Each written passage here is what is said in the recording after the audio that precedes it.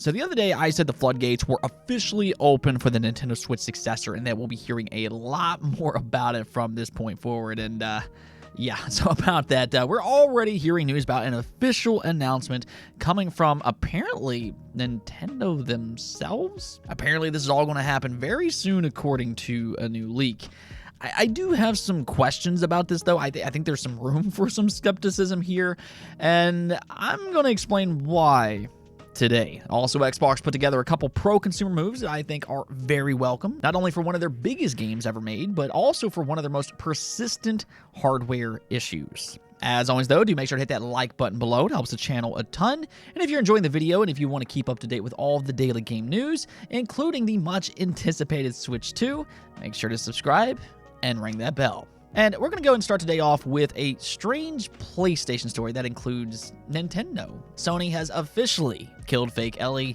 Rest in peace, fake ELLIE. You'll be remembered for bringing joy and laughter to the internet world. She was always amusing, if anything else. But if you don't know what I'm talking about here, fake ELLIE was a part of The Last Hope, an independent cash grab that was being sold on the Nintendo Switch. Its claim to fame is that it has some resemblance to The Last of Us. It has a similar name, a similar looking character, and even the box art. It's very similar. Now, a lot of gamers were kind of amused at its atrocity. It's just one big internet joke that I'm sure some people bought simply for a cheap laugh. It's so bad that it caught some intrigue.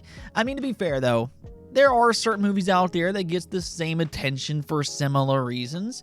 But this is kind of where things start to get a little weird. The Last Hope has officially been removed from the Nintendo eShop because Sony was a little upset over this situation. Jim Ryan told his lawyer, no, this is not going to happen. And the reason that we know this is because the YouTube trailer for The Last Hope was taken down due to a copyright claim by Sony. Now, that's really interesting, though, because while I'm certainly not going to defend this game, it was terrible and an obvious cash grab, but I have to kind of wonder what grounds Sony actually has to copyright another game simply because it drew inspiration from their IP. This is not the first game to do something like this, though I will say in this case, maybe fake ELLIE being just so similar to design infringes some type of copyright. That is possible. I'm not entirely sure. She had a striking but ugly resemblance to The Last of Us. At the same time, though, they didn't actually use Sony's assets, and they are very different games. The Last Hope is really just another generic zombie game, albeit a cheap cash grab that Nintendo probably should have never allowed on the eShop in the first place. But suffice to say, rest in peace, fake ELLIE. We will remember you for at least one more day. Now, we also got a very welcome update for a game that I am absolutely thrilled to talk about today, and that's none other than the JRPG developed by Mistwalker, Fantasian. After being exclusive to Apple Arcade for 2 years, I always thought that this was a terrible idea, but all of a sudden, a Steam listing popped up indicating that it might be multi-platform sometime here soon. Now, if you don't understand why I'm so excited about this, though, and why you should perk up your ears as well, this game was developed by Mistwalker and Hironobu Sakaguchi, which has made some of the best JRPGs ever. Mistwalker is the same studio behind Lost Odyssey, easily one of the most underrated JRPGs ever. Go check it out. They also made Blue Dragon, which has aged incredibly well thanks to its art style, and The Last Story, which was exclusive to the Nintendo Wii. And then, of course, you have the head of the studio, Hironobu Sakaguchi, and he's known as the father of Final Fantasy. He's one of the creative minds that brought us the first 11 Final Fantasy games. And I mean, for that matter, if you're one of those fans that's been wanting a more classic-like Final Fantasy experience, maybe you're not thrilled with the action direction that Final Fantasy has taken with some of the recent entries, well, that's kind of what Fantasian is. It's a turn-based JRPG developed by the father of Final Fantasy himself, with a few twists, including its backdrops, which are made of real-life dioramas. It's quite a unique-looking game. Also reviewed well initially. It does have an 80 overall score on Metacritic, and now it appears it will no longer be locked behind Apple Arcade. Surely, great news for fans of Mistwalker, Final Fantasy, and really just JRPG fans as a whole. Okay, so let's go talk about this Nintendo Switch 2 situation because a new breaking report just came out claiming that its announcement is imminent. This is going to happen this month imminent at Gamescom, which runs from August 23rd to August 27th. Now, that is very exciting if It's true. But that's really kind of the thing that I want to talk about today, because I do question the validity of this entire report. Now, I don't want to bash the website in question because, truthfully, I don't really know much about them, but this is coming from Start Menu, and it has been making waves and waves on the internet ever since. And that right there is the real reason that we're talking about this today, because so many people are taking this report as some kind of confirmation. But I think people might want to go ahead and pump their brakes for a moment. Now, I'm not saying that Start Menu is wrong. Honestly, I'd be super excited if they were right. But what I am saying here is maybe, just maybe, take this report with a grain of salt. Let's go and take a look at the report in question, though, and what they actually said. And they did say a lot here. They said, as reported by VGC and corroborated by Eurogamer, the follow-up to the Switch is reportedly planned for release in the second half of 2024. Both sites have cited sources that state development studios have dev kits in hand. However, Start Menu has learned that the Japanese-based firm could be confirming the existence of new hardware as soon as the end of August 2023. The source, which is in regular contact with multiple studios and platform holders across the industry, told Start Menu that Nintendo plans to announce a follow-up to the Switch at Gamescom. The source originally tipped Start Menu off to this at the end of July 2023. Due to the lack of evidence supporting the claim, however, we didn't feel comfortable reporting the story. We also found it highly unlikely that the Tokyo company, actually, I believe they're based in Kyoto. Anyways, the Tokyo company would announce the existence of a console in the European region, considering the leadership of the company is mainly centered in Japan and the USA. However, several details of VGC's report lining up with what Start Menu sources said have convinced us that this story holds some truth to it. The source also told Start Menu they believe that several studios with close partnerships with Nintendo have received dev kits to begin familiarizing themselves with the new hardware.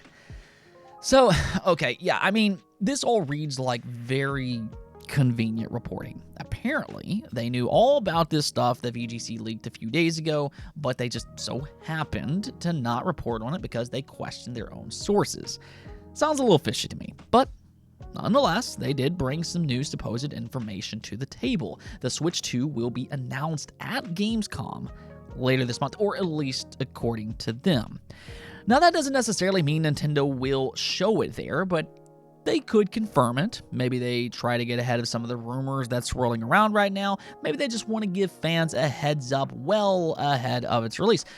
But even with that, I'm not entirely sure that this is likely. Again, I'd be happy if they came out and confirmed it. I really would.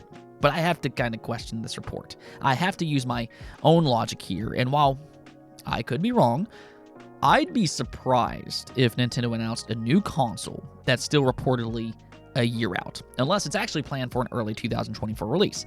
I mean, the current Switch is still selling incredibly well, and they have a good lineup of games this holiday. So why would they announce a new console and hurt the momentum of the Switch this holiday? It just doesn't really make a lot of sense to me coming from Nintendo out of all companies. Nintendo was a very protective and tight-lipped company. It just doesn't sound like a Nintendo thing to do to announce a console a full year ahead of its release. Again, unless it's secretly planned for an early 2024 release. As an example, the Switch, it was announced 5 months before its official release, but according to this report, we're talking about announcing a console a year ahead of its launch. So yeah, call me a little skeptical here, but admittedly, it could theoretically happen. Even though, yes, I am cautious about this report, we have seen consoles in the past get announced well ahead of time, such as the PlayStation 5 as an example. That was actually announced in a Sony blog post out of all places, where they confirmed its existence in 2019. The PlayStation 5 then launched a full year later in 2020. So I mean, this story isn't completely impossible. Again, it being Nintendo, my alarms kind of go off, but I guess what I'm trying to do here is just spread a little bit of caution. That way people don't leave Gamescom disappointed if there's not any news. If it is confirmed there, then great, that would be awesome. We can even come back and applaud Start Menu for getting it right. But I just would go into this a little bit cautious, and I'll leave it at that. Now, Xbox has also been pretty busy over the last few days with a couple pro-consumer moves, including with the highly anticipated Starfield. This right now is one of the most anticipated 2023 games, if not the most anticipated. But what if I told you that its release just got a little bit better with a new feature thanks to Xbox. That's still kind of hard to believe, but Starfield is a first-party Xbox game now, and that comes with a couple pro-consumer benefits, and no, I'm not just talking about Game Pass. It's now also been confirmed that if you buy Starfield digitally, it will include Xbox Play Anywhere. Now, what this means is that if you buy it digitally, you'll get both the Xbox and PC version, which includes cross-saves as well. Now, this is something that Microsoft has been doing with their first-party games for years, but as a part of Bethesda's integration to Xbox, their games now are also going to come with this benefit as well, including the much anticipated Starfield, which honestly, I think is huge for this particular title. Bethesda games typically have a large PC and console user base, so to have an option where you can get both for the price of one is pretty incredible. You won't be locked to a singular platform this way. Now, do keep in mind, though, that the PC version will be the Windows 10 app. This is not the more popular Steam version, so that might be disappointing to some people, but it's still a great option to have, and definitely one of the more pro-consumer features that gamers have today. Now, the other thing that Xbox is doing is that they just launched their new Xbox repair and replacement parts on the Microsoft Store, where you can now buy genuine replacement parts for your controllers, such as the Xbox Elite controllers. You can now purchase replacement covers, new buttons, bumpers, and even a replacement input PCBA if your controller runs into any type of issue. Now, this is actually huge news because one issue that gamers have had with the Elite controller specifically are problems arising after its warranty expires. I mean, this is an expensive controller, and fans, they want it to last for the long haul. I've personally been in this boat myself. I purchased the original Elite controller years and years ago, and its rubber grips started to bubble up over time, but there was no way of repairing it or even replacing the part that broke because my warranty had already expired. I talked to several Microsoft employees, and they just couldn't help me. Now, I've also heard of users having a lot of issues with things like the bumpers and things like that, but with this new website here, this kind of fixes that issue to at least some degree. Even controllers out of warranty can now be fixed, and they even include video guides that show you how to repair your own device. So this is definitely a very welcome addition. Let's go take a look at the poll of the day. Though we're asked you all, would you rather have a gaming laptop or a PC gaming handheld? And the results here were actually pretty close, but the PC gaming handheld did win, and this is something that I mentioned yesterday. While a gaming laptop technically allows you to do more things than a PC gaming handheld, if you're really just buying it for gaming and nothing more, I could see how a PC gaming handheld might be more enticing. I know for myself, I'd much prefer a PC gaming handheld as opposed to a laptop. I think it's more convenient as I don't have to carry an extra controller around, and I think it's also generally just more comfortable. Now, to be fair, I've always liked handheld experiences, but I think what the results here really tells you is why we're seeing more and more companies try to make their own version of these PC gaming handhelds. There are a lot of people out there that would like a device like this, and I think especially as the technology continues to improve, we have the technology to make this stuff capable now, but once they start to improve things like the battery life, that's kind of the big issue, I think, for a lot of people. But once they get that shored up, then yeah, I could see more people jump into a device like this. So if anything right now, I do think that these gaming PC handhelds are a big part of future gaming. Anyways, though, that's it for this episode. But if you liked the video, don't forget to bell notification and subscribe button for more content just like this. Also, if you'd like to support the channel through Patreon, thank you for making this content possible. Peace out.